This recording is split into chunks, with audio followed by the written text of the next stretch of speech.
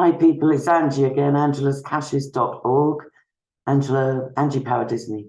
I didn't finish the Sun newspaper article from last week for whatever reason, so I'm going to complete that today. And I'm also going to share a few public postings, status updates, comments by Ricky Dearman, and just disclaimer, this is under the fair use. Ricky Dearman's Facebook page is public, and he's posting about the children publicly and making allegations against Ella publicly. So as in the public interest, I'm going to share some of that information with you under the fair use article 107 of YouTube guidelines. Thank you. So yeah, let's go back first of all to the Sun newspaper article. I'll share a link to part 1, and I'll try not to get so upset this time because I was pretty upset with this when I first read it. So to refresh your memories, this is an article published by a mainstream media journalist called Alexi Mostras, who has now allegedly branched out to alternative media under Tortoise Media, but still can publish very quickly, within hours, in multiple UK mainstream media publications. So this is the Sun newspaper, and check out part 1. I'll put a link in the description below. So I left off part 1 here. It said that Hampstead research had 2 main objectives: to get the social media giants to remove links to the children's videos. Who does that sound like? Twitter files? Anybody? And imagine this: to get the social media giants to remove links. Let that sink in. Against the hoaxers that could eventually be used to prosecute them in court. It's a shame none of the alleged abusers were even arrested, let alone properly investigated, let alone prosecuted. This is the upside down world we're living in, people. I'll try not to comment too much. The group, Hampstead Research, the Reputation Rescue Opposition Research professional company, reported to Google and other platforms thousands of links asking them to remove videos of the children. They also gathered evidence which they passed to the police. It was like a GCHQ operation. They had 100 files on people of intelligence services level detail. I, with the help of Hope Girl, had more than 1,000 videos removed by Hampstead Research and their professional paid trolls. For quite a long time, they made a video almost daily about me, sometimes twice daily. They sent anonymous letters to my community, including to my children's schools, every newspaper in Ireland, my neighbours, my family therapist, the football club. It was the most devastating character assassination campaign I've ever experienced as simply a campaigner and a semi-retired journalist trying to report on the children's disclosures. So this is just the opposite of everything that is true, in my opinion. The group, yeah, they gathered evidence. They did, GCHQ style. Thanks to these efforts, Sabine was put on trial in November 2018 for stalking and harassing the Hampstead parents for years.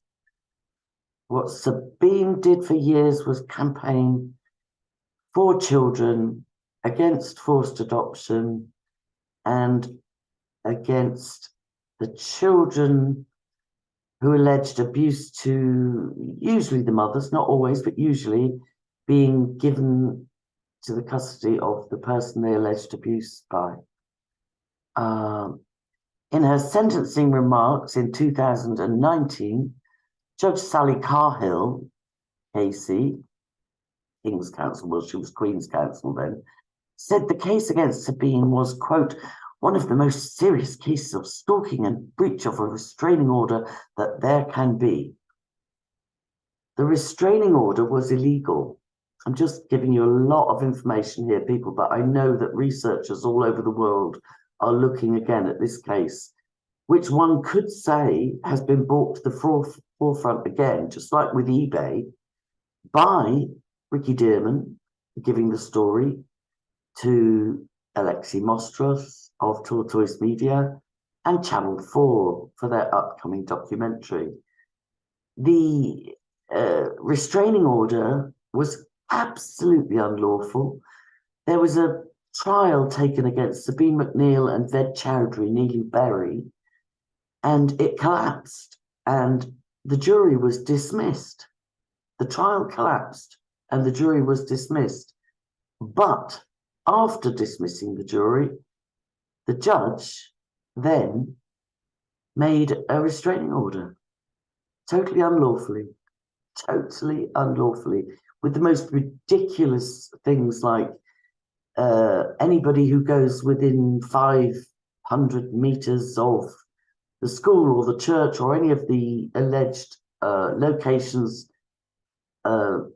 named by the children, even if it's not Sabine or Neelu, they will be regarded as an agent of Sabine or Neelu, and Sabine or Neelu will go to prison. Now, Neelu fought, and she never went to jail. Sabine, 73, at that time, disabled, vulnerable, beaten down, multi-times arrested. She caved, she gave in, and she served 4.5 years in jail. But breach of a restraining order, proper researchers will look at how the restraining order was concocted and enacted with the jury dismissed from a collapsed trial. So I'll carry on here. Yeah. Sabine was sentenced to 9 years, the longest jail term handed down in UK courts for harassment and stalking. This all happened before I, Alexei Mostros, started investigating the case last year.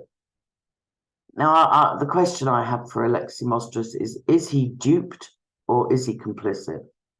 He seems an intelligent man. Has he just been completely duped, or is he actively conspiring in a cover-up?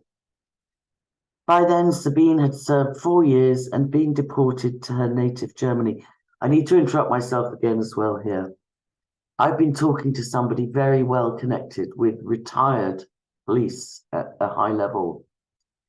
And the bottom line is a complaint against the police investigation was upheld, but the most glaring failure by the police back in 2014, 15, and 16, you can, whatever.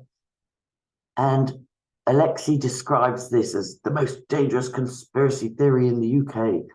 It could have been solved so simply.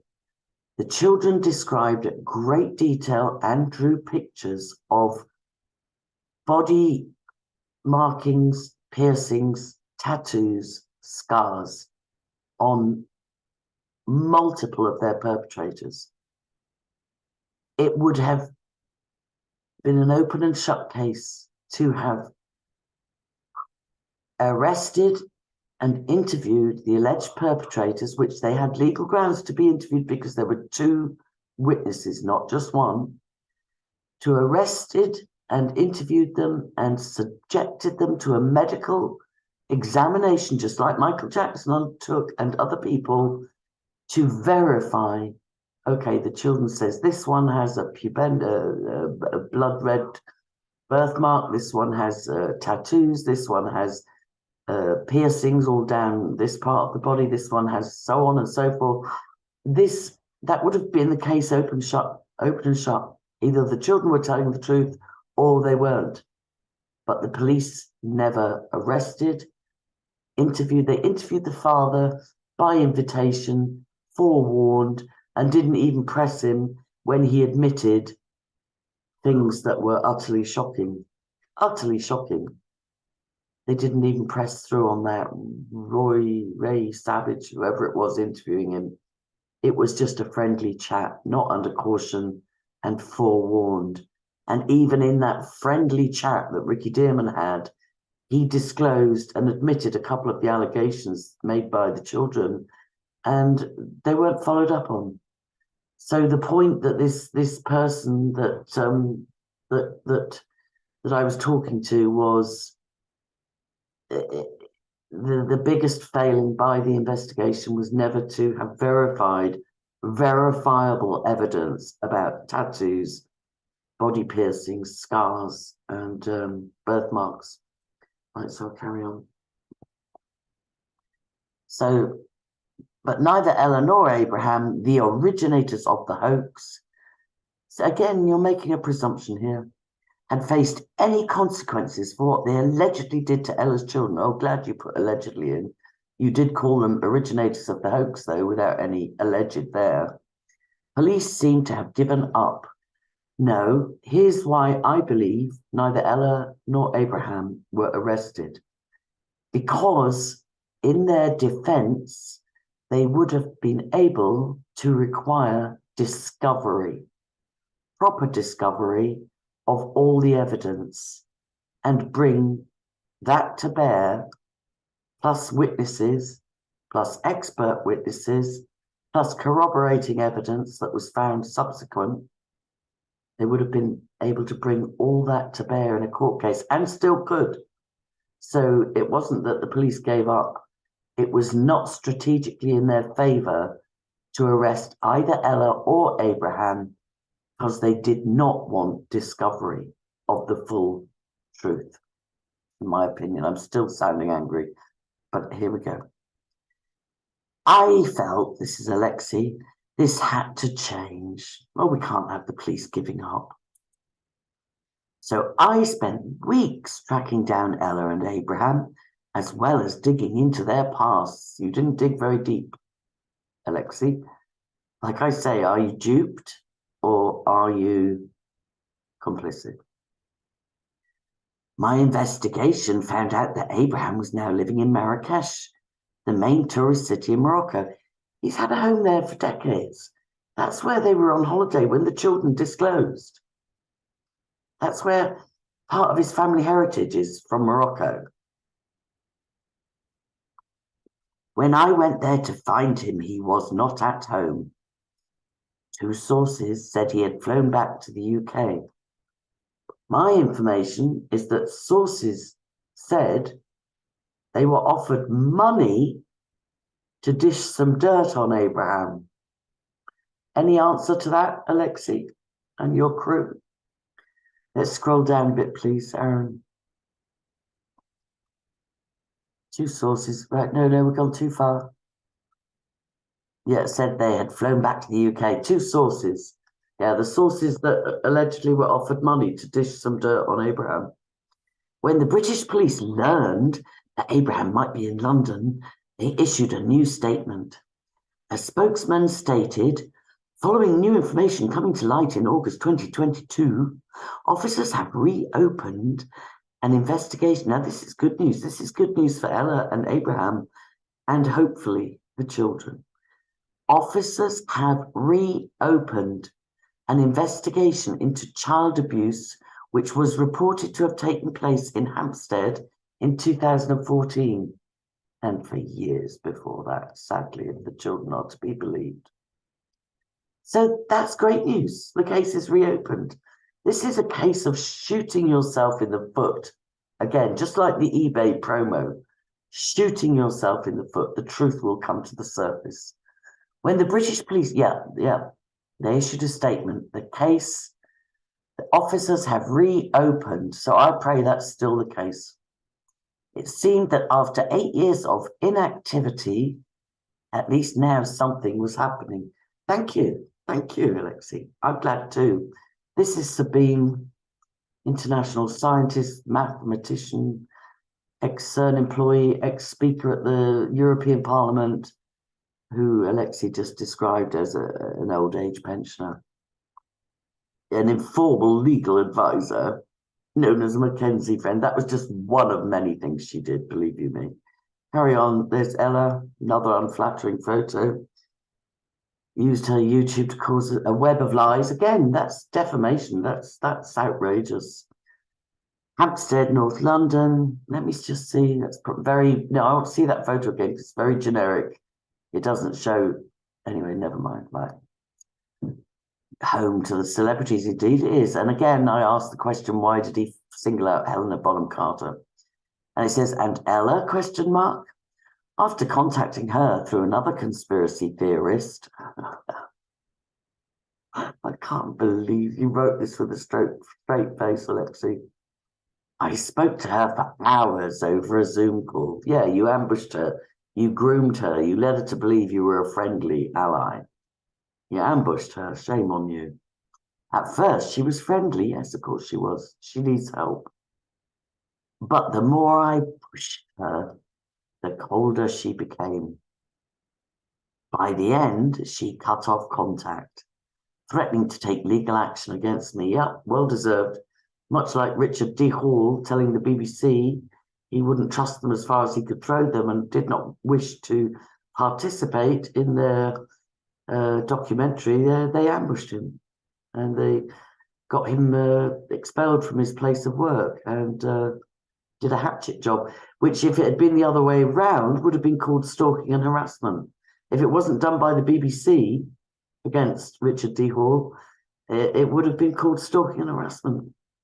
But once it's journalists like this on the scent of a cover-up, it's supposed to be investigative journalism. The more I pushed her, the colder she became. Shame on you. After I contacted the social media companies for comments, they took down Ella and Abraham's main accounts, cutting off a lot of their support. Oh, don't you feel proud, Alexi? This is interference with free speech. This is the Twitter Files UK style. Ella is still posting videos under new identities and asking people to contribute to her legal fund. And Abraham has managed to fly back to Marrakesh, avoiding arrest in the UK. Believe you me, either Ella or Abraham in court is your worst nightmare if maintaining this narrative is your goal, Alexi.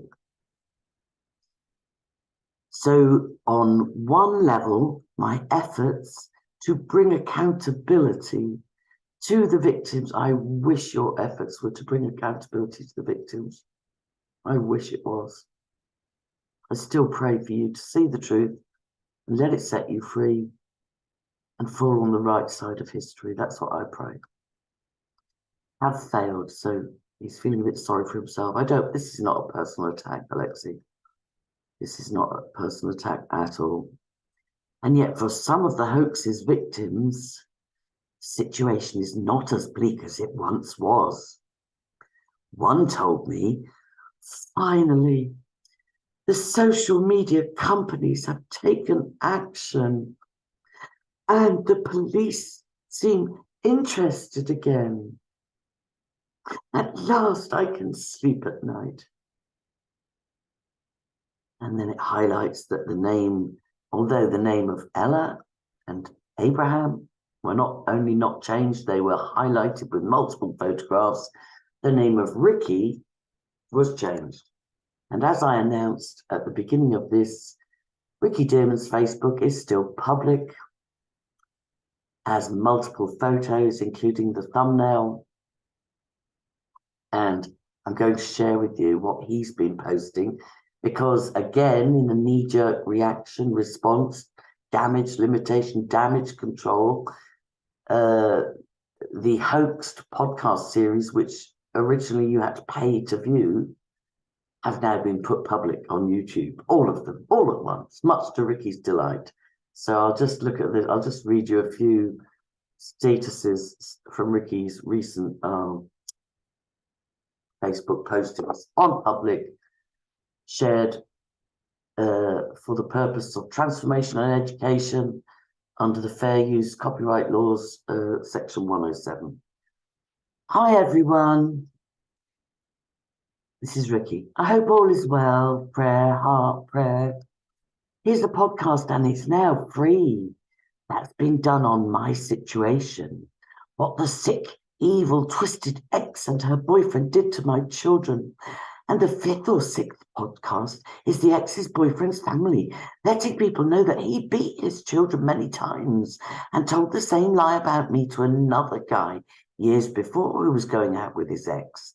This had a few million downloads. And then I'll just say, again, as I think I said in the last, research the criminal records of Ricky Dearman for domestic violence, not only against his wife in front of his children, but against their granny. It's all documented, people. It's all on record. I'm surprised, Alexi Mostras, you didn't include that in your research. If he ever comes near my children again, then I will put him in hospital. Here's the podcast, guys. Introducing Hoaxed, the new series from Alexi Mostras and Tortoise, who brought you Sweet Bobby. In 2014, two children told police a shocking story that they were being abused by a satanic cult, a cult headed by their father and by parents and teachers at their school in the wealthy London suburb of Hampstead. The story was a lie, but on the internet that didn't matter. Hoaxed is an investigation into one of Britain's most serious ever conspiracy theories. It's kind of getting up there with JFK and 9/11, isn't it? And the Franklin scandal, isn't it, Alexi? By this torturous insistence on the cover-up. A story about a modern-day satanic panic. About the victims whose lives were destroyed, and about the conspiracists who spread the lie around the world.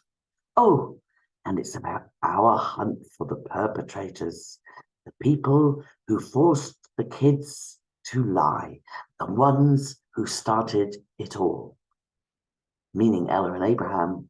And again, I reference you to the original disclosures of the children, not so much the police retraction videos, which a complaint about was upheld.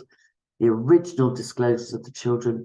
I defy anybody to coach two children to disclose at that level, in that detail, consistently, without missing a beat. Judge for yourself, people. And he goes on to say, all 6 episodes are available now to listen for free. You can listen to the full series ad-free and get access to exclusive bonus content coming soon. Bonus content by subscribing to Tortoise Plus on Apple Podcasts or joining Tortoise as a member, where you can support the investigation and get tickets to exclusive events. Just Jesus Christ, spare me. Just visit the Tortoise website. Is that the last Ricky Dearman push advertisement for Tortoise? There's a couple of more. Oh, let's go on to the next two, because then it escalates. But I was going to continue this last Thursday, and sadly I had a really bad fall. So I've been in hospital and on my, just incapacitated. So he seemed to escalate. This is also public. So somebody says on his public Facebook page, I hope you and kids are soon well. I hope you and kids are or soon will be past any traumas caused by this, Ricky. And he replies, well, my children are at an age where they can now tell the truth of what really happened to them. His English is not great, but I'll just read it as he's written. Tell the truth of really happened to them with the drugging and torture from the sick, evil mother and boyfriend. I didn't want them to go through this before this age, time. What are you talking about? What about the police retraction videos? What about parading them in an international promotional video paid for by eBay? What are you talking about? I didn't want them to go through this before this age, time, because it was more about keeping them well, happy, and having an amazing, fun life. with slime with back doors to distribute again worldwide, and so on, with gymnastics connected to very shady things. Yes, happy fun life. They never want to see that evil mother ever again. Doing a good job at parental alienation, are you, Ricky? And they don't even want to talk about her, as in having her in their minds, because of how much they hate her. Shame on you, Ricky Dearman. Shame on you. Right, where did I leave? I think you've gone too far down. How much they hate her. Right, and then when they wouldn't tell these lies, right? When they wouldn't tell these lies about me,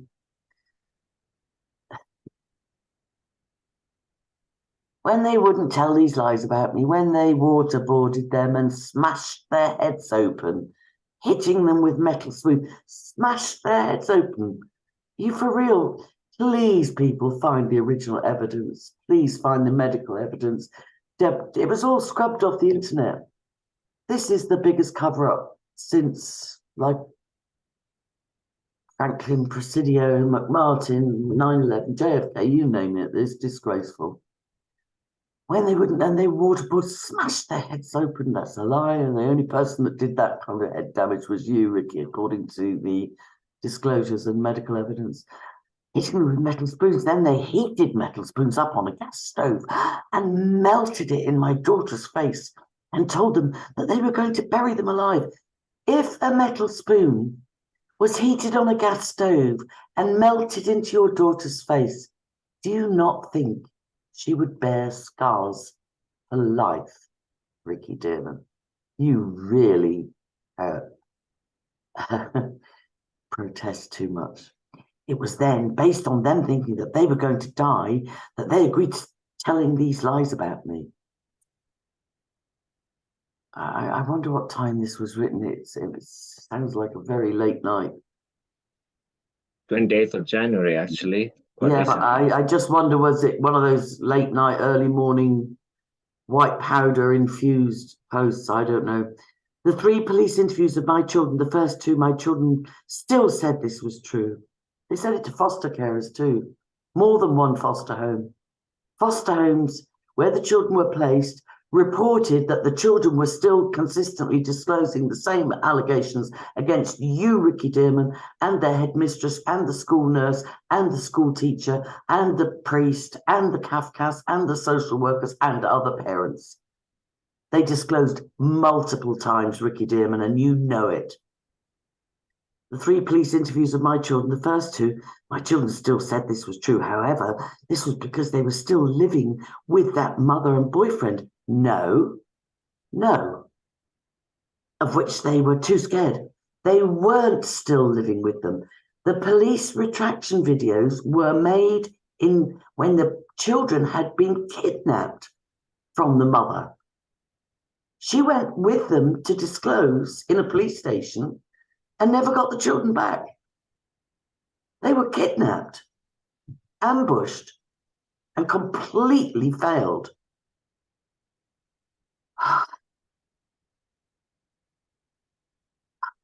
It wasn't until my children got took away from them, is that the best you can do in English, took away, and put in foster care, that they felt safe to tell the truth, of which they did in the 3rd interview with the police. Again, they disclosed and redisclosed and confirmed disclosed to more than one foster family. And if the records are accessible under freedom of information or a discovery, that will be confirmed. Okay. 3rd interview. Right. I'm a good person, says Ricky. Let's go down. Is there any comment? But if that boyfriend, ever comes near, you're funny. You're funny. I'd like to see you squaring up to anybody, Ricky, really, other than children. God forgive you. Or in a court where you're bullying 73-year-old disabled ladies or other vulnerable people. So people, that's it for now. Again, I refer you to the blog. I'll put a link in the blog of the original disclosures of the children you tell me if you think that's a wicked mother and a boyfriend coaching children to make such detailed and shocking disclosures, which You they, literally have them uploaded on BitChute, yeah, the original videos of children disclosures, which is undeniable. Children can't make up things like that. I They don't. And also Ricky Dimon now, when he is replying to a simple short message, it's a long bloody book, like he has a lot to answer for. Yeah, yeah. And escalating, now saying spoons were heated up over gas stoves and melted into children's faces. I hope Elisa doesn't have new scars, because if that were to be attempted, we could prove by the eBay promotional video that there were no scars.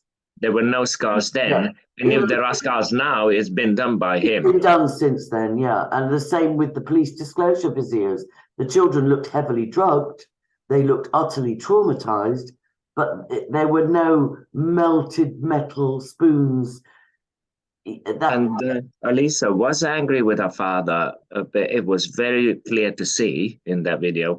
And that video is also in the playlist on BitChute together with children's testimonies. Is that the eBay promotional video? Yeah, the 1 minute, 1.5 minute.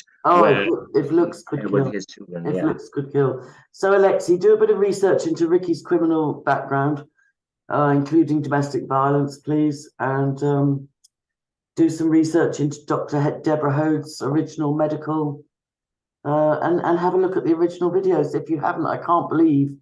Again, this is why I can't believe This is why I think it can't be incompetence on your part. It can't be stupidity on your part that you didn't even look at the original disclosure videos of the children with an open mind.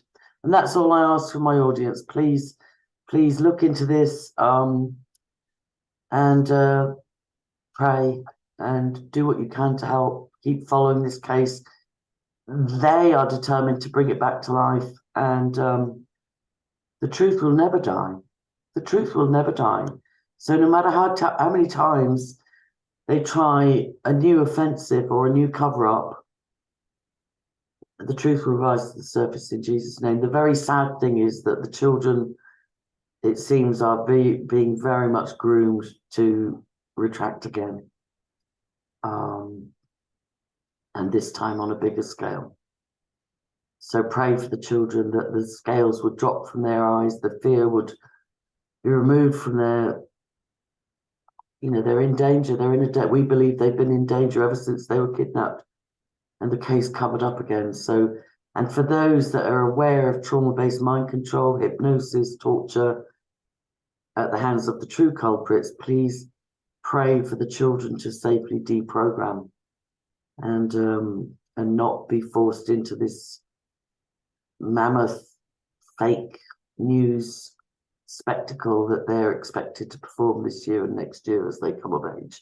Thanks. This is Aaron and Angie out, and we'll put links below. God bless.